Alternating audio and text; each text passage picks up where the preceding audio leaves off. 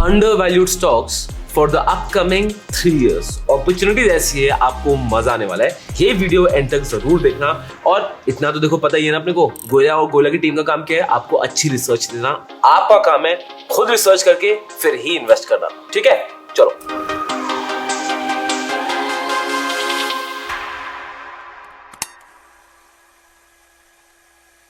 अब उससे पहले मैं आपको बताऊं कौन कौन सेक्टर्स मेरी लिस्ट में हैं। एक सिंपल तरीका ना सेक्टर्स ढूंढने का क्या होता है, आप एक सिंपल ऑब्जर्वेशन लोगे, आपके हिसाब से which sector will do well in the coming future. जैसा आप बोलते हो Goyla renewable energy will do well, या एआई विल डू वेल, या टेक्नोलॉजी विल डू वेल, या banking will do well, whatever. कोई सेक्टर आपके पास होगा जो आपको लगता है कि ग्रो करेगा, बेटर होगा, ठीक है? अब सिर्फ इस ऑब्जर्वेशन से काम नहीं चलने वाला। That observation has to be backed up by data। ऐसे क्या फैक्ट्स और फिगर्स है जो आपको प्रूव करते कि वो सेक्टर अच्छा है। बिकॉज जब आप ये करोगे ना, तभी आपको वो हार्ड कन्विक्शन आती है कि इस सेक्टर में I want to stay invested. जैसे आप देखोगे जो भी मैं आपको सेक्टर दूंगा ना, उसमें एक कॉमन एलिमेंट होगा, ये कॉमन फ्लो हर जगह फॉलो होगा। सबसे पहली चीज, वो सेक्टर एक बहुत मेजर प्रॉब्लम सॉल्व करने वाला होगा जो आगे जाके बहुत बड़ी हो जाएगी। सेकंड चीज, उस सेक्टर में ग्रोथ ड्राइवर्स बहुत होंगे। ग्रोथ ड्राइवर्स मतलब ऐसे ऐसे फैक्टर्स एंड इंस्टेंसेस जिसकी वजह से वो जो सेक्टर है उसको बहुत आगे का पुश मिलने वाला है और बहुत ग्रोथ मिल सकती है। एंड थर्ड चीज जो आपको देखने को मिलेगी, जो भी सेक्टर में देखूंगा ना, उसको गवर्नमेंट पुश मिल रहा होगा। भाई सरकार उसको पुश जरूर और जरूर कर रही होगी। बिकॉज जिस भी सेक्टर को सरकार पुश करे ना, मान लो उस सेक्टर के पास अनफेयर एडवांटेज है। अब शुरू करते हैं फर्स्ट सेक्टर से, जो है वेस्ट मैनेजमेंट इंडस्ट्री। हाँ, वेस्ट मैनेजमेंट इंडस्ट्री, एक बार आप सुनो यहाँ पे क्या क्या अपॉर्चुनिटी अवेलेबल है। शुरू करते हैं कि प्रॉब्लम क्या है। सबसे बड़ी प्रॉब्लम है कूड़ा कचरा। आप देखोगे एज इंडियंस ना, हमारे आदत पड़ गई है कि हमारे शहर में कचरा भरा हुआ है। मतलब कितनी बार ना सबकॉन्शियसली हम नोटिस भी नहीं करते कचरा है। It seems normal to us. जब कोई बाहर से आता है तो उसको देखता है। और ये बताओ मैंने कब रियलाइज किया था, जब मैं 2-3 साल पहले I had gone to Indore for a session. Indore इतनी साफ जगह है, इतनी क्लीन सिटी है, आई एम नॉट जोकिंग। मतलब आई वाज फीलिंग वियर्ड कि क्या हो रहा है, सबकॉन्शियसली में समझ नहीं आता। Because it is so spick and span. Food stalls में साफ है, जहां पे पान वाली शॉप से वहां पे साफ है, स्ट्रीट साफ है, पेवमेंट साफ है। It was amazing amazing. Indore is a city that the entire nation should take inspiration from। and जो वेस्ट मैनेजमेंट की प्रॉब्लम है ना, अगर ये सॉल्व होती है, कितना बेटर होता है। डिजीजेस कम हो जाएंगी, इंफ्रास्ट्रक्चर बेटर हो जाएगा, टूरिज्म बढ़ जाएगा। इतने सारे इसके एडवांटेजेस हैं कि इट्स इनन्यूमरेबल। मतलब इसमें आप रिन्यूएबल एनर्जी भी वेस्ट मैनेजमेंट से निकाल सकते हो। तो ये थी प्रॉब्लम। सोल्यूशन तो उसका निकलना ही निकलना है। अब मैं आपको बता रहा हूं इसके ग्रोथ ड्राइवर्स क्या है। अब थोड़ा डिटेल में डेटा पढ़ते हैं, आइए। सबसे पहली चीज, एज ऑफ नाउ इंडिया की waste management industry is set to be of $2.9 billion and 2029 तक इट इज सेट कि ये इंडस्ट्री हो जाएगी $17.3 billion। मतलब a CAGR growth rate of 6.1%। अब आई नो आप क्या सोच रहे हो, 6.1% ग्रोथ रेट इज ओके, ऐसा कुछ एक्सप्लोडिंग तो है नहीं। बट स्टिल एक बार सुनो, यू विल अंडरस्टैंड कि इसमें मुझे इतना स्कोप क्यों लगता है। और डेटा देखते हैं। अब central population board control board ये बोलता है कि इंडिया में ना, बिकॉज ऑफ पॉपुलेशन डेंसिटी बहुत ज्यादा बढ़ गई है। शहरों की बात करूं, पॉपुलेशन डेंसिटी इस क्रेजी लेवल है, चाहे वो मुंबई हो, दिल्ली हो, बैंगलोर हो, बहुत ज्यादा है। उसके बाद इंडस्ट्रियल एक्टिविटी वो भी बढ़ गई है, जिसके वजह से आप देखोगे इंक्रीजिंग क्वांटिटीज में biomedical waste, e waste, plastic waste, hazardous waste सब कलेक्ट हो रहा है। और इसका सोल्यूशन मिलना और ढूंढना is extremely important. The city's infrastructure is failing to cope with the unchecked development and growth. Once known as the Garden City, Bangalore now has a new nickname, Garbage City. और sir इसमें बस इतने growth drivers नहीं है, इसके और growth drivers में आता है सबसे पहला अर्बनाइजेशन। अर्बनाइजेशन क्या है, लोग शहरों में आ रहे हैं और शहरें चोक हो रहे हैं with waste management problem. Government का प्लान ये है, they want to start 100 smart cities in our nation. उसके लिए वेस्ट मैनेजमेंट प्रॉब्लम को सॉल्व करना बहुत ज्यादा जरूरी है। उसके बाद जो ग्रोथ ड्राइवर है वो है कि हमारी डिस्पोजेबल इनकम बढ़ी है। डिस्पोजेबल इनकम मतलब एक्स्ट्रा मनी जिससे हम एंजॉयमेंट या लग्जरी अफोर्ड कर सकते हैं। अब जब आदमी की डिस्पोजेबल इनकम बढ़ती है ना, तब उसको फर्क पड़ता है अपनी सराउंडिंग से। जैसे जैसे लोगों की डिस्पोजेबल इनकम बढ़ती है ना, प्रायोरिटी शिफ्ट। फिर क्या है, या पेवमेंट्स क्लीन चाहिए, या ये सुंदर होना चाहिए, वो साफ होना चाहिए। In the heart of Bangalore, garbage is festering everywhere. This neighborhood is literally drowning in it. Illegal dumping sites are more than just an eyesore. Residents complain of a foul odor all day long. Several cases of dengue have been reported in the area. और ये priority shift ना बहुत अर्ज करेगा government को, तो करेगा ही करेगा। गवर्नमेंट तो इनिशिएटिव स्वच्छ भारत अभियान जैसे भी चला रही है, गवर्नमेंट पुश तो सॉलिड है ही, बट ये ऑल्सो अर्ज करता है बिजनेसेस को to take opportunity of this, waste management में आए, ये प्रॉब्लम सॉल्व करें, जिसमें से वो भी पैसे कमाएंगे और लोग पैसे देने के लिए इसमें रेडी भी है। We are producing as an end product here is about 92 to 94% of methane, which means it's much better than natural gas. It can displace any fossil fuel, be it LPG, petrol or diesel. So at the end of the day, we're creating a clean renewable energy right here in Koramangala. The biggest buyer is a neighbouring restaurant. The gas is piped in from just 200 metres away. The kitchen uses about 70 kilograms of biogas a day, which is also cheaper than conventional cooking gas. जैसे I'll tell you, इस sector में एक बहुत बड़ी problem ये है कि हमारे घरों में वेस्ट डिस्ट्रीब्यूशन नहीं होता। ठीक है, हमारे यहाँ क्या होता है, वो डस्टबिन है, डस्टबिन में सब वो वेट वेस्ट भी डाल दिया, जो जनरली बायोडिग्रेडेबल सब्जियां वब्जियां उन सब का वेस्ट होता है, ड्राई वेस्ट भी डाल दिया। ठीक है, ड्राई वेस्ट जनरली प्लास्टिक वगैरह होता है, और पूरा इकट्ठा करके वो जा रहा है लैंडफिल्स में। बट अगर ये सेग्रीगेट हो जाए, वेट वेस्ट अलग, ड्राई वेस्ट अलग, आपको पता है वेट वेस्ट को हम यूज कर सकते हैं, उसका कॉम्पोस्ट बन सकता है, उसकी बायोगैस बन सकती है, उससे इतने सारे एडवांटेजेस होते हैं, हमारे रिन्यूएबल एनर्जी गोल्स उन पे बहुत हेल्प हो सकती है। अब अगेन ये मेरी ऑब्जर्वेशन थी, अब मैं इसको डेटा से बैकअप करता हूँ। आइए, भारत में जो 75% वेस्ट है that can be recyclable, but actually recycle हो की तरह है ओनली 30%, बिकॉज एक तो इनएडिक्वेट इंफ्रास्ट्रक्चर तो है ही है, दूसरा ये है सप्लाई चेन इश्यूज, लैंडफिल से वेट वेस्ट और ड्राई वेस्ट को अलग करना नेक्स्ट टू इम्पॉसिबल टास्क है। It is a very labours, very tedious task, and ये बहुत डेंजरस भी होता है, बिकॉज आप देखोगे बड़े बड़े लैंडफिल में होता क्या है, जब बहुत सारा वेट वेस्ट होता है ना, वहाँ पे वेस्ट के ऊपर वेस्ट इकट्ठा होता है, पहाड़ बन जाते हैं, तो वहाँ पे मीथेन गैस बबल्स बनने लग जाते हैं, वेट वेस्ट से जाते हैं, और दे एक्सप्लोड ऑल्सो, आग भी लग जाती है यहाँ पे, which is a complete disaster. हम तो घर के अंदर भी मास्क लगाने की सोच रहे हैं। मैं यहाँ से काफ़ी सालों से यहाँ पे रह रहा हूँ, और हमारे यहाँ सामने घर है। इस धुआं की वजह से जो पोल्यूशन चल रहा है सर, इसकी वजह से बहुत प्रॉब्लमें हो रही हैं हमें, सांस नहीं हमें आ रही है सही से, और काफ़ी भी मतलब हमारे घरों में भी काफ़ी घुस गया अंदर, और रात में तो बहुत प्रॉब्लम थी, तो कैसे ना कैसे करके तो रात गुजारी है। तो अब थोड़ी देर में पॉज कर रहा हूं, और ये मैं आपसे एक पर्सनल रिक्वेस्ट करना चाहता हूँ, प्लीज आप अपने घर में जो भी आपका कचरा है घर का, है ना, उसको वेट वेस्ट अलग और ड्राई वेस्ट अलग, दो अलग डस्टबिन रखिए और उनको अलग डिस्पोज करिए। और अगर आपका सेक्टर या फिर आपके अपार्टमेंट या जहां भी आप रह रहे हैं, उनका लेने का तरीका वेट वेस्ट ड्राई वेस्ट का एक साथ नहीं है, वो एक साथ ही ले रहे हैं, तो प्लीज थोड़ा सा एक्स्ट्रा एफर्ट लेके आप अपना कचरा वहां डिस्पोज ऑफ कर दीजिए जहां पे वेट वेस्ट ड्राई वेस्ट का सेग्रीगेशन होता है। मैं सच बता रहा हूं, अगर हमने इन हाउस होल्ड ये कर लिया ना, इससे बड़ी देश सेवा नहीं हो सकती, और ये आसान नहीं है। जैसे मेरे घर पे भी हमने बहुत बार ट्राई किया है, बट बहुत होता है कि नहीं, जैसे कि कोई फैमिली गेट टुगेदर है, बहुत सारा खाना बन रहा है, बहुत सारी सब्जियां कट रही हैं, बहुत सब कुछ हो रहा है, तो इतना सारा जब कचरा जनरेट होता है तो क्या होता है, बस यार एक साथ डाल दो, एक साथ डाल दो। बट हफ्ते में 7 दिन में से भी 5 दिन, सिर्फ 5 दिन अगर हमने वेट वेस्ट ड्राई वेस्ट को अलग अलग कर लिया ना, हमारे देश की इतना बड़ा लॉन्ग टर्म गेन होगा, I can't even tell you. और इस सेक्टर में जो कंपनी आती है वो है anti waste handling cell limited, जिसका आईपीओ आया था रिसेंटली, फिर urban enviro waste management limited, फिर इको रिसाइकलिंग लिमिटेड। अगर इनके एनालिसिस की वीडियो चाहिए, आप कमेंट करके लिखते हो वेस्ट मैनेजमेंट वीडियो। अब वेस्ट मैनेजमेंट की प्रॉब्लम तो देखो कोई ना कोई आगे सॉल्व करेगा, हम इन्वेस्टर्स का फायदा भी उठाएंगे, बट एक चीज जिससे हम इन्वेस्टर्स फंसे रहे ना, और बहुत इन्वेस्टर्स ये प्रॉब्लम फेस कर रहे हैं, वो प्रॉब्लम सॉल्व हो सकती है by a zero broking platform, Shunya by Finvision. And when I say zero broking platform, I genuinely mean it, because they have zero brokerage in all segments. चाहे आप future option में invest कर लो, आप equity में invest कर लो, आप commodities में invest कर लो। On top of it annual maintenance charge नहीं है, अकाउंट ओपनिंग चार्ज वो भी नहीं है, म्यूचुअल फंड्स वो भी कमीशन फ्री है। गोला वो ठीक है, बट आर दे ट्रस्टवर्दी, इन पर ट्रस्ट कर सकते हैं सर? शून्य बाय फिनविजिया 2009 में इंकॉर्पोरेट हुई थी। इनके पास MCX, NCDX, CDSL, BSE, NSE, AMFI, SEBI सबके साथ ये रजिस्टर्ड है, and on top of it इनको RBI से NBFC लाइसेंस भी मिला हुआ है। तो सेफ्टी की तो आप टेंशन लो ही मत, क्रेडिबिलिटी की तो आप टेंशन लो ही मत। और से और की मजे की बात बताऊं, शून्य के पास एक खुद का AI बेस्ड प्लेटफॉर्म है। ये जो उनका आर्टिफिशियल इंटेलिजेंस है, ये सॉफ्टवेयर इतना एडवांस्ड है, ये आपको हेल्प करता है स्टॉक सिलेक्शन में, टेकिंग इन कंसिडरेशन आपकी नीड्स क्या है, आपकी रिक्वायरमेंट क्या है।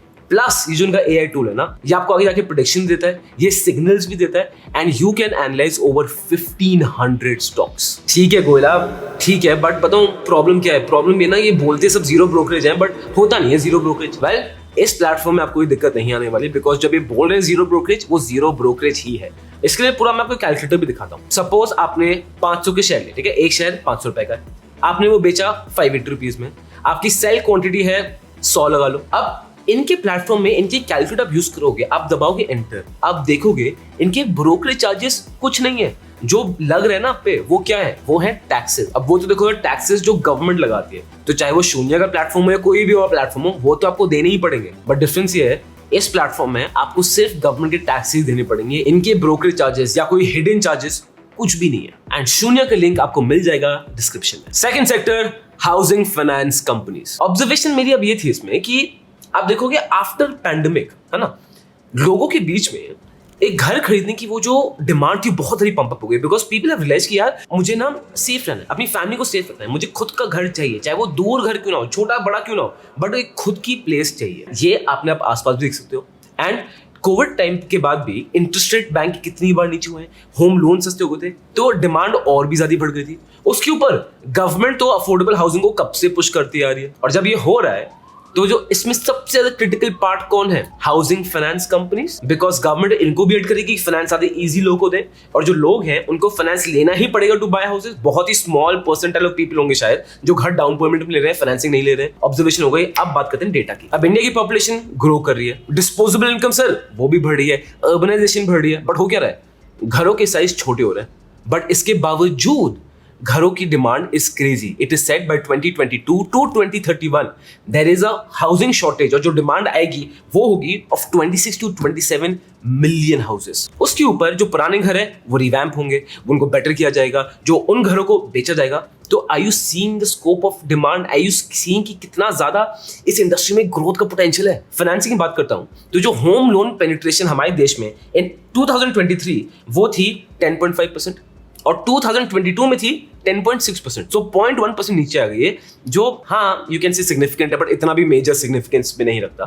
बट पते मजे की बात यह है कि इवन जब हमारा हाउसिंग लोन पेनिट्रेशन का कर्व फ्लैट ही जा रहा है ना, ये कर्व बहुत ज्यादा दूसरे देशों में like US, UK and China, and ultimately हम उनको फॉलो करेंगे। और अफोर्डेबल हाउसिंग की अगर आप बात करोगे तो जो लोन्स होते हैं, है ना, हाउसिंग लोन्स बिलो 25 लाख, ये सबसे ज्यादा हाईएस्ट क्वांटिटी में। As a matter of fact financial year 23 में आप देखोगे ना, ये 25% ईयर ऑन ईयर ग्रोथ दिखा रहा है। With all the growth matrix, affordable housing की डिमांड इज क्रेजी। और इसमें इतना सारा इंटरेस्टिंग डेटा है। जैसे आप देखोगे भारत में जो मॉर्गेज पेनिट्रेशन रेट है वो कितना ज्यादा कम है, वो है अराउंड 11, जबकि दूसरी कंट्रीज में you can automatically see the graph, आपको ग्रोथ पोटेंशियल दिख रहा है। इसलिए it is said to be कि इंडिया में जो हाउसिंग लोन इंडस्ट्री है ना, it will grow at 14% CAGR. 14% CAGR, ये फिगर बिल्कुल भी मजाक नहीं है। उसके बाद आप देखोगे impact of digitalisation.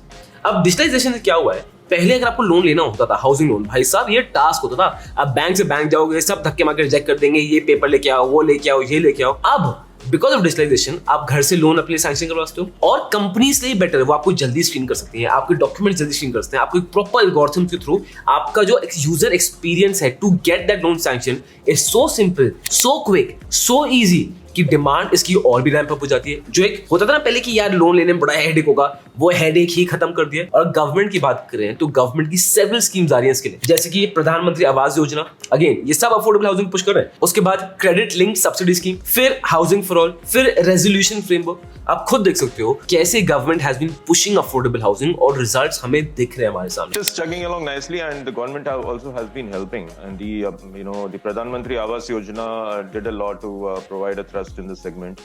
That scheme was on for about 5 years, and that really gave a lot of thrust in this segment. And I think the various schemes for boosting up manufacturing are also helping, because this is a segment that is actually very dependent on employment. So as employment gets generated, और अगर आप चाहते हो कि affordable housing में अच्छे stocks कौन कौन से हैं, वेल ये मैं आपको लिंक दे दूंगा डिस्क्रिप्शन में, आप इसको चेक करना। यहाँ पे आपको ये सारे स्टॉक्स मिल जाएंगे।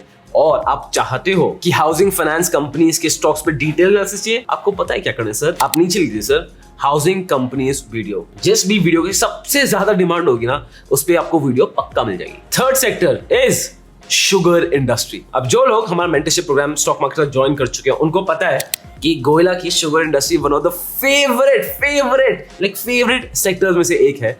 Why is this? बिकॉज मेरा एंड आदित्य का one of the first multibaggers was in the sugar industry. अब आप शुगर इंडस्ट्री को देखोगे ना, erratic, completely erratic is the word. Why? Supply chain में प्रॉब्लम है, ठीक है, कभी कभी इन्वेंट्री बहुत सारी हो जाती है, कभी कभी इन्वेंट्री होल्ड नहीं होती है। फिर इसमें फार्मर्स आ जाते हैं, मिल वर्कर्स आते हैं यूपी में, और यूपी के मिल वर्कर्स आप देखोगे ये on ground sector is so unorganised. इस सेक्टर में उल्टा है से क्राइम भी बहुत है। मिल वर्कर्स ना एक्चुअली काफी हद तक मैंने रिपोर्ट्स पढ़ी है, गुंडे ही होता है, ये गुंडाराजी चलता है, विच इज सैड। जबकि India is the largest consumer of sugar, इसमें कोई डाउट नहीं है। आप मिठाइयां देख लो सर कितनी हम खा रहे हैं, और हर स्टेट में मिठाइयां सारी डिफरेंट है, रेंज ऑफ मिठाई, मतलब ऐसी डेजर्ट्स तो दुनिया में कहीं नहीं मिलती जो इंडिया में मिलती है।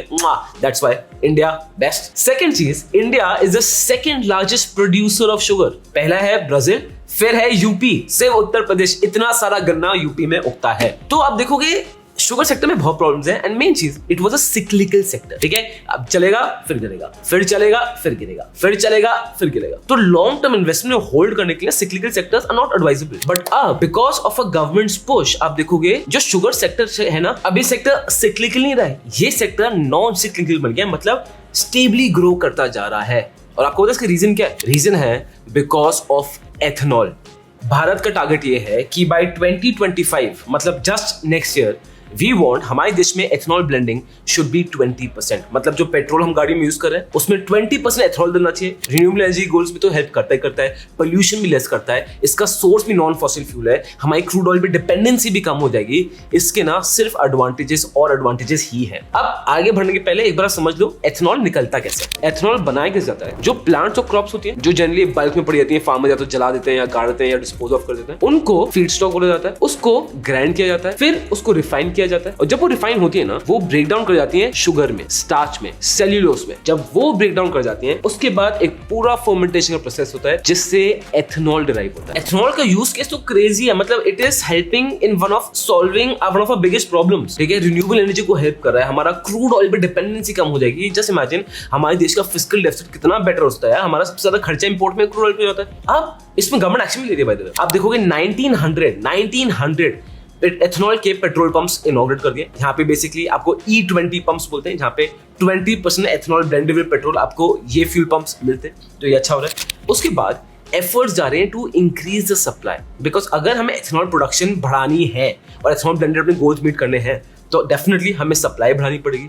और इसमें बहुत सारी शुगर इंडस्ट्रीज काम कर रही है, जैसे एक श्री रेणुका शुगर्स की मैनेजमेंट है वो भी इसमें काम कर रहे हैं। I'll tell you some interesting fact। आप देखोगे जो एथेनॉल सप्लाई ईयर है फ्रॉम 21 to 22, इसमें the supplied quantity increased by 35% compared to the previous year। तो with time एथेनॉल की सप्लाई बढ़ती जा रही है so that कि डिमांड जो पूरे देश की है वो फुलफिल हो पाए। उसके बाद बात करते हैं इनोवेशन की। अब एथेनॉल इस टाइप ऑफ बायोफ्यूल जिसका बहुत यूज केस हो सकता है, बट इनोवेट करना जरूरी है कि भाई किन किन तरीकों से हम इसको यूज कर सकते हैं। इसलिए आप देखोगे एक कोलैबोरेशन हुआ था between Hindustan petroleum and IIT Guwahati.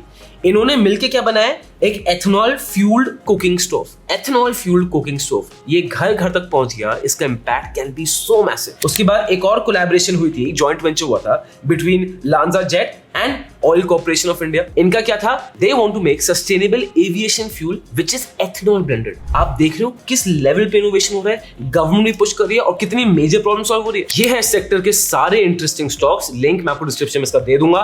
And अगर शुगर स्टॉक्स में थोड़ी और डीप एनालिसिस चाहिए तो आप कमेंट कर दो sir sugar stocks video. And by the way अभी तक देख रहे हो यार तो एक लाइक तो बनता है कि नहीं बनता है तो दबा दो। Fourth sector banking. The outlook for the financial year is good, even though margins are likely to decline due to rising cost of funds. अगर ये चैनल आप काफी टाइम से देख रहे हो, कंटेंट देख रहे हो गोयला का, तो आपको पता है बैंकिंग सेक्टर पे गोयला के दिल के बहुत ज्यादा पास है यार। मतलब I am super optimistic on banking sector because India की जो ग्रोथ प्रोजेक्टरी अभी दिख रही है, ठीक है, जो जीडीपी एक्सपेंशन होगा, जैसे जो फोरकास्टेड क्या है, by 2030 India will become the third largest stock market in the world. By 2027 India will become the third largest economy in the world and banking sector has played a crucial role. ये तो चलो मैं आपको data भी बताऊंगा सारा, but बहुत scope expansion बाकी है बैंक सेक्टर में। एंड बताओ ये मेरा बिलीफ और सीमेंट हो गया था। Recently I had gone to a CFA event in Mumbai.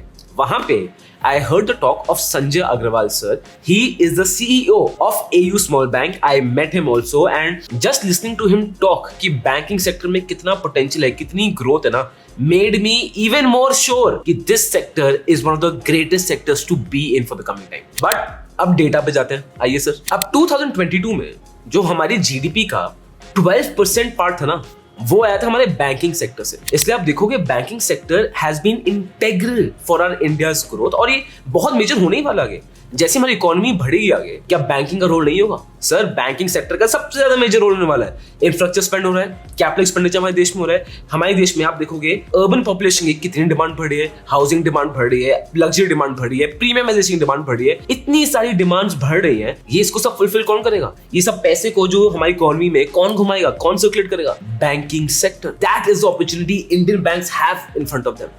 And अगर आप सोच लो कि ये गोयला हमारे देश में एनपीएस ही होते रहते हैं, यहाँ तो वो फ्रॉड करके पैसे ले जाएगा, वो ले जाएगा, which is sad, and historically हमारे देश में ऐसा हुआ है। बट अब ना सिचुएशन बड़ी डिफरेंट हो गई। अभी आप देखोगे एनपीएस काफी कम हो गए हर एक बैंक के। मैं पब्लिक सेक्टर बैंक्स की भी बात कर रहा हूँ। आरबीआई ने इन बैंक्स को रिकैपिटलाइज किया, जो वीक पब्लिक सेक्टर बैंक है उनको रिकैपिटलाइज किया, उनके एनपीएस के प्रोविजंस बेटर किए, नेट एनपीएस बहुत कम हो गए। सो मच सो कि आरबीआई के ना स्ट्रेस टेस्ट होता है फॉर एवरी बैंक कि अगर इतने एनपीएस हो गए तो क्या बैंक टिक पाएगा, डूब तो नहीं जाएगा।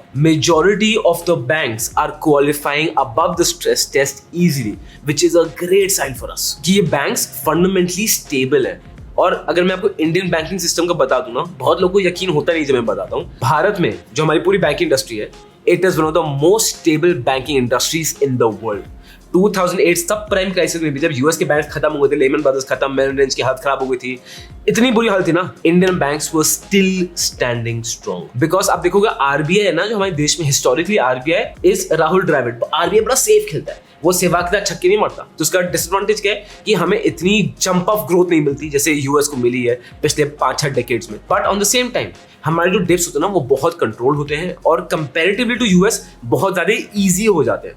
तो प्रोज एंड कॉन्स है। आरबीआई हमारे देश का ड्राइवर है, and let's be very honest, it's because of that we have one of the most stable banking industries in the world. फिर सर आप क्रिसिल की रिपोर्ट देखिए। क्रिसिल ने बोला है कि हमारे देश में banking sector expected to grow at 12 to 14% CAGR till FY25, expected to grow at 12 to 14% CAGR. It is a very healthy growth. And अगर आप वैल्यूएशन की बात करो ना, looking at the banks right now, चाहे वो एचडीएफसी हो, चाहे वो आईडीएफसी हो, चाहे दूसरे बैंकिंग स्टॉक्स हो, काफी पब्लिक सेक्टर बैंक्स ने भी खराब परफॉर्म किया है, उनकी valuation as of now are actually very attractive. आप पी को देखोगे ना, हिस्टोरिकली पी देखोगे, अट्रैक्टिव है सर। ये कोट है फ्रॉम जेफरीज। अब ये सुनिए, I think the large cap banks definitely appear to be very attractive. I would say that they have looked attractive from the valuation standpoint and from the fundamental standpoint as well. In fact, I would highlight banking sector as the only sector which is trading currently at an average valuations compared to its history.